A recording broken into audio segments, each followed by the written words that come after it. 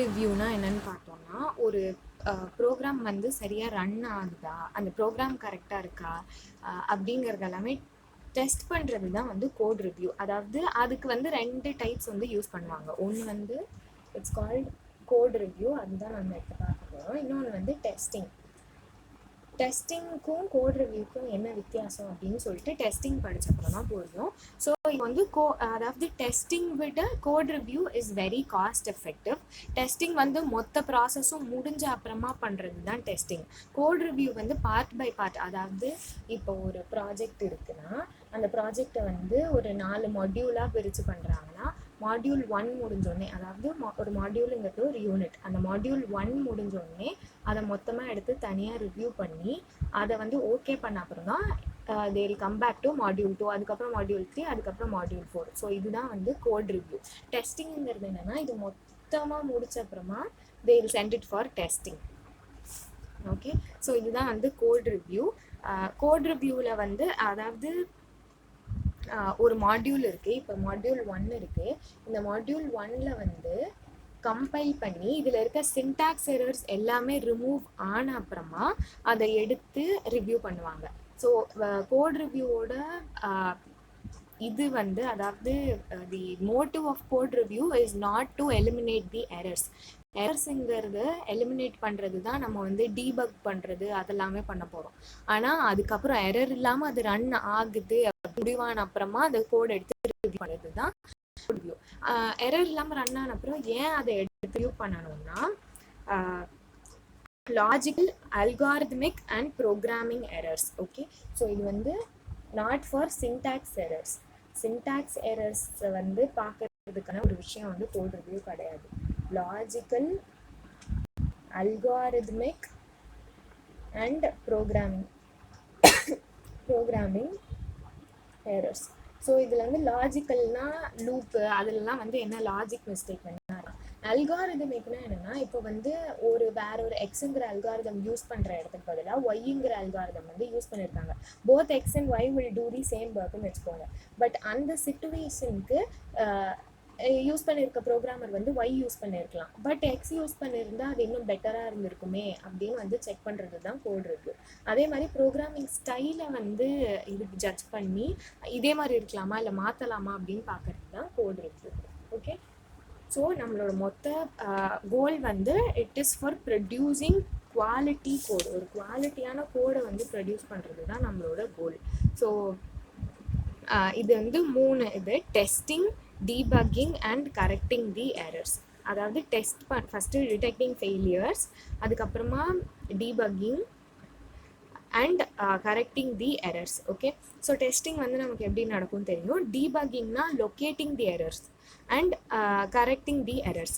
இதில் வந்து டீபக்கிங் தான் இருக்கிறதுலே ரொம்ப நேரம் ஆகும், it will take more time அப்படின்னு வந்து சொல்கிறாங்க. அண்ட் கோட் ரிவ்யூ வந்து it is of 2 types: code walk through and code inspection. Okay, code walk through and code inspection அப்படின்னு 2 types. ஓகே, ஸோ இதில் கோட் வாக் த்ரூங்கிறது தான் வந்து இது வந்து ஒரு informal code analysis technique. Errors எல்லாமே எலிமினேட் பண்ண அப்புறமா நாம முன்னாடி சொன்ன மாதிரி தான் அதை வந்து டெஸ்ட் கேஸ் தனித்தனியாக எடுத்து execution of each module of கோடை வந்து செக் பண்ணுவாங்க. ஸோ நம்ம இது டெஸ்டிங்கில் பண்ணுற மாதிரி தான் டெஸ்ட் கேஸ் தனியாக எடுத்து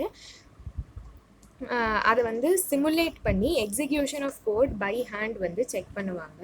ஸோ ரிவ்யூவர், அதாவது ரிவ்யூ பண்ணுறவங்க இருக்காங்க இல்லையா, அவங்க வந்து அந்த கோடை பார்த்து mentally it uses human brain, uses human power to mentally sit down and check if something is wrong with the code. எல்லாத்தையுமே வந்து சிஸ்டம் நம்மளால டிடெக்ட் பண்ண முடியும்னு சொல்ல முடியாது. ஸோ அதனால் we use human brains power here. So இது வந்து arithmetic and algorithmic and logical errors வந்து செக் பண்ணுறதுக்கு இது வந்து யூஸ் பண்ணும்.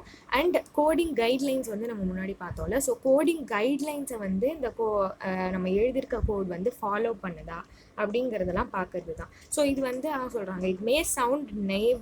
இது வந்து சும்மா மனுஷன் உட்காந்து கையால் கோட் பார்க்குறதுங்கிறது it may sound naive, but personal experience and common sense.